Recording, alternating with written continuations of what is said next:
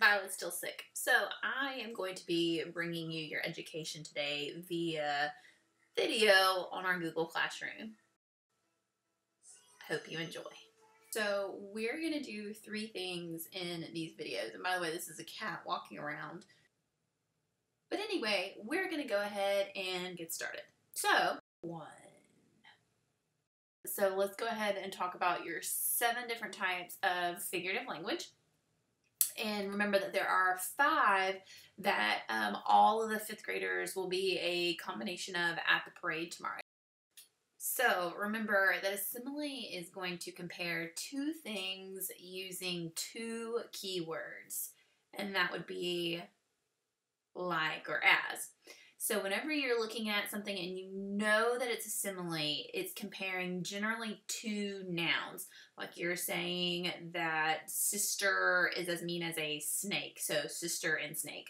Or the boy is as tall as a giraffe. You're comparing boy and giraffe. Usually it's 2 nouns, 2 people, 2 places, 2 things, 2 ideas, and you're comparing them. So just be careful with similes. Remember that a metaphor does the same job as a simile. So that means that a metaphor compares 2 things, but it is not going to use like or as. Instead, it'll literally state that one thing is another. My cat is a spoiled brat, as he sits here in my lap. Y'all see that cat in my lap? Next up we have an idiom, which is a non-literal phrase. That is the definition that you will see on your test next Tuesday. So think about it again in your head. An idiom is a non-literal phrase. It does not literally mean what it says.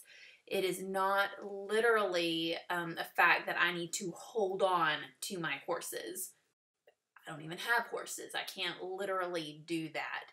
You do not literally have a frog in your throat. Your throat is just sore. So your idioms are your non-literal phrases.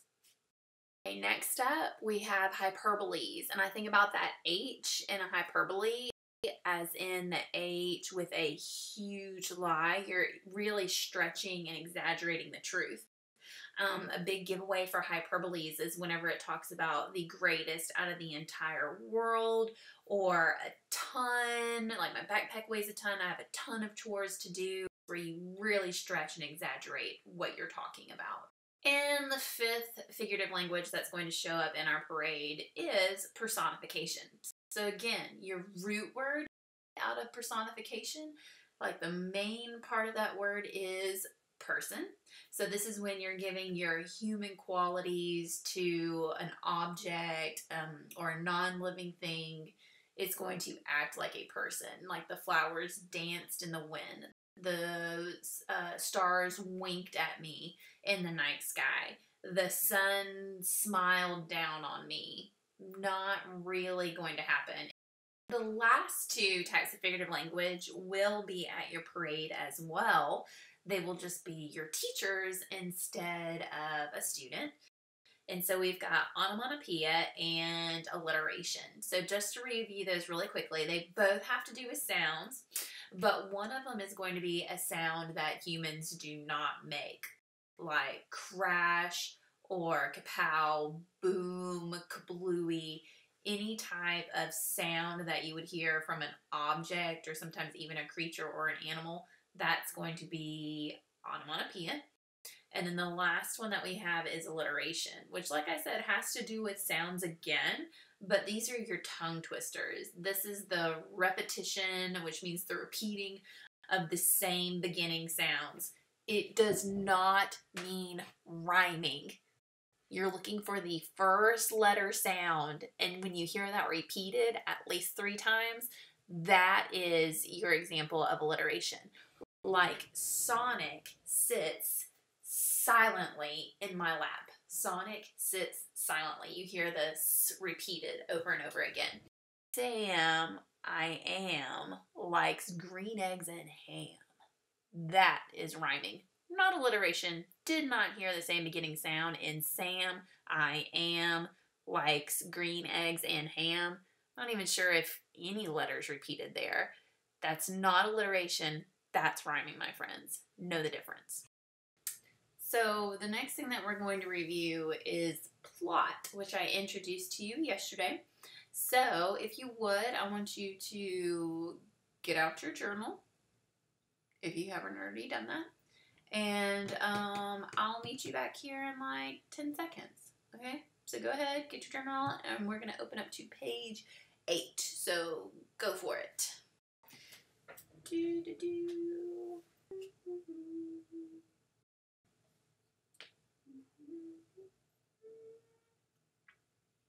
That's old. Just waiting.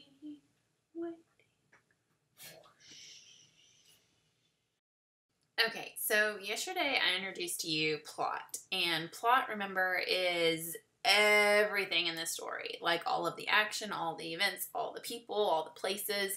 Your plot is a sequence or a series of the events that take place in a story. It's everything. So first we have the beginning of the story, and if you remember this yesterday, whenever we rode our roller coaster, in the beginning of our story, this is where we meet all of our characters. I'm waving at everybody. I'm looking around because this is where I see my setting. So that is called the exposition of a story. Exposition, like the position that you're in, is the beginning. The exposition of our story, characters and setting. So if I was telling you a story about this place right here, this room, well, I am the character. So I've got Miss Smith, and my setting is my husband's office. After meeting your characters in your setting of a story, you very quickly need to establish a conflict. There has to be something that goes wrong in your story. Otherwise, it's really not worth reading. So I am the character. I'm in my husband's office, and suddenly there is a conflict. And my conflict is that I cannot find my sword. Yes, my sword. Conflict, problem. Let's see if we can solve it. So as the story progresses, as it continues, you move from your conflict and it starts to build. Everything was smooth. You hit this, oh no, where's my sword? And now your action is going to continue to build. So in that case, we call this our rising action. Remember that this is the longest part of your story. So it builds. Where's my sword? I don't know where my sword is. I think someone's breaking in and I need to attack them, but there's no sword. There is a pen.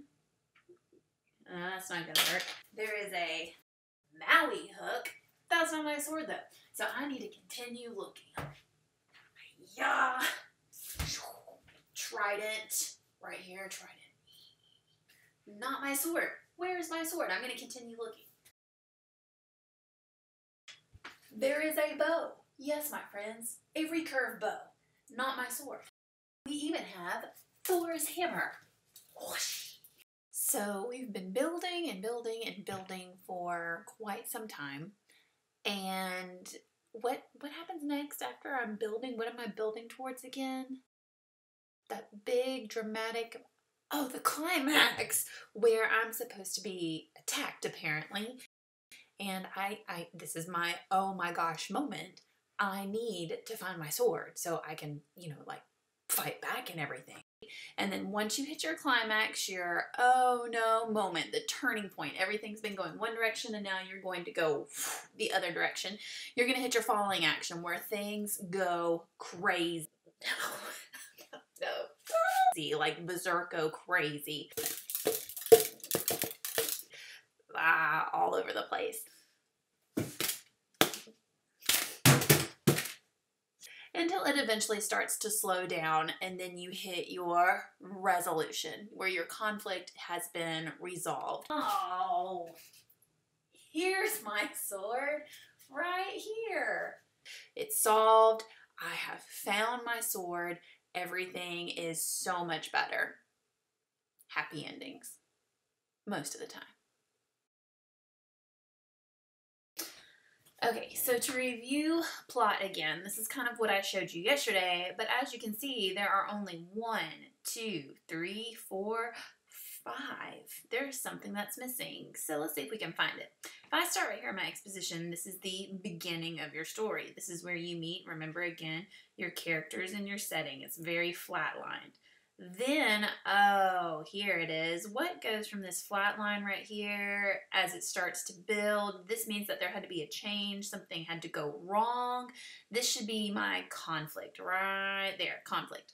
And then the story builds and it builds and it builds. It's ridiculous how much it builds. Not there yet. Still building, still going up. More events are happening until I get right here to my climax, which is my turning point. This is the most dramatic part of my entire story.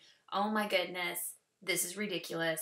And then it moves into your falling action. Things go crazy, it's wild, but then it starts to slow down, kind of trickles down until it flatlines again at my resolution, where this problem has been resolved.